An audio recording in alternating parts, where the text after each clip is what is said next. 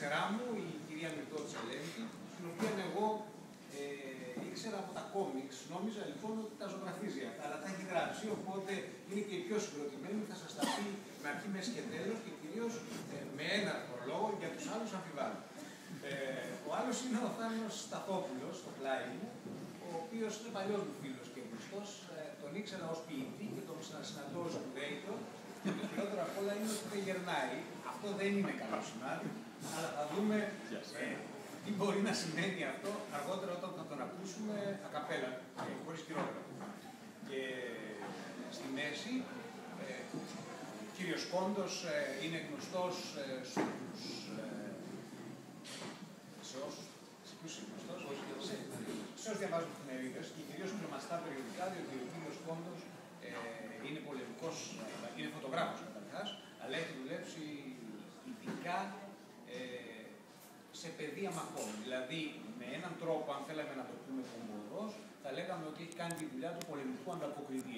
Επειδή εμείς δεν μας ενδιαφέρουν κομμώδεις εκφράσεις, θα πούμε ότι κάποιες περιόδους φωτογράφησε πολέμους, πεδία πολέμων. Ξέρω ότι ο ίδιος ξέρει και είναι ετοιμασμένος να σας απαντήσει, αν κινδύνευσε, αλλά προηγουμένως έχει άλλα ενδιαφέροντα πράγματα να μας πει.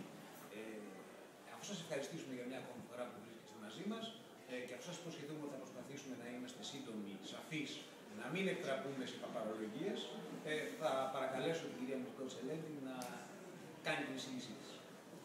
Καλησπέρα σας. Θα σας μιλήσω σήμερα για τα πεδία μαχών στην pop κουλτούρα. Τα πεδία μάχης στην pop κουλτούρα, είτε μιλάμε για απεικονίσεις πολεμικών σειράξεων, είτε παράνομων δραστηριοτήτων πάσης φύσης στους δρόμους, είτε καθημερινών εντάσεων στο σπίτι, είτε στιγερών εγκλημάτων, είναι συνδεδεμένα άρρηκτα με τις απεικονίσεις βίας. Απεικονίσεις για τις οποίες η pop κουλτούρα έχει βρεθεί στο εδόλιο του κατηγορουμένου πολλές φορές. Είτε χαρακτηριζόμενοι απλά ως κακή επιρροή για τους νέους, είτε ως έμεσα υπεύθυνοι για εγκληματικές πράξεις. Δεν θα αρχίσω να επαναλαμβάνω τα κλισέ της υπεράσπιστης της που αναφέρουν πόσο βίαιες είναι παλιά και καινή διαθήκη, η βία στα έργα του Σέξπιρ, οι αρχαιολογικές τραγωδίες ή ότι η ανθρώπινη φύση από μόνη της περιέχει βία. Είναι όντως πιο βίαιη η pop κουλτούρα των κόμιξ και των video games από ό,τι άλλες τέχνες? Φυσικά και όχι. Απλά είναι πιο εύκολα προσβάσιμη και κατ' επέκταση αντιληπτή. Το μεγαλύτερο πεδίο μάχης στην pop κουλτούρα τελικά έχει υπάρξει λογοκρισία και κοινωνική καταγραφή.